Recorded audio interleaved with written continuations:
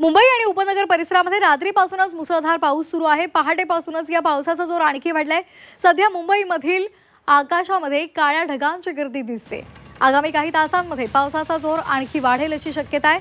पावसाचा जोर कायम राहिल्यास मुंबईमध्ये पाणी तुंबण्याची शक्यता वर्तवली जाते। मुंबईच्या पश्चिम उपनगरामधील अंधेरी परिसरामध्ये मुसळधार पाऊस कोसळतोय।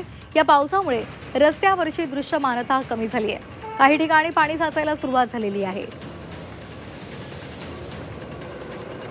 तर मुंबईमध्ये आपण ही दृश्य पाहतोय। काल रात्रीपासूनच जोरदार पावसाला सुरुवात झालेली आहे।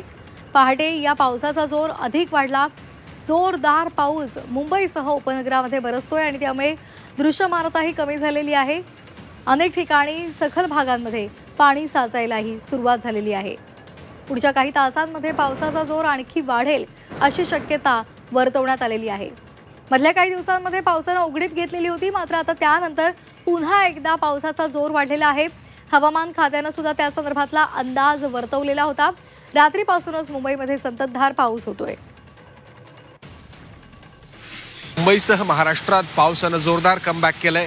आपण सध्या दादर सायन या परिसरामध्ये आहोत आणि ज्या पद्धतीने तुम्ही दृश्यांमध्ये पाहताय की ज्या खरतर वेगाने मुंबईमध्ये पाऊस कोसळतोय, त्या दृष्टीने मुंबईकरांच्या जनजीवनावर याचा परिणाम होताना आपल्याला पाहायला मिळतोय।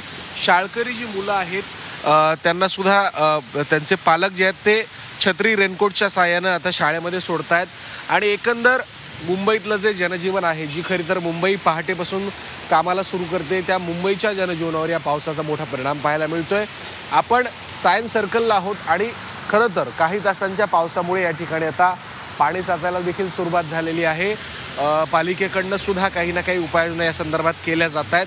दुसऱ्या बाजूला जर आपण पाहिलं तर राज्यातल्या जो हवामान खाता आहे, त्या हवामान खात्याकडनं सुद्धा खरं तर काल रात्रीपासूनच अलर्ट द्यायला सुरुवात झाली होती की पुढील काही तास मुंबई, ठाणे, रायगड व कोकणच्या पट्ट्यामध्ये पावसाचा जोर आहे तो वाढताना पाहायला मिळेल आणि मुंबईकरांना या पावसाचा फटका सुद्धा पडू शकतो। व्हिडिओ जर्नलिस्ट प्रमोद गरुडसह मी ओम देशमुख, झी मीडिया, मुंबई।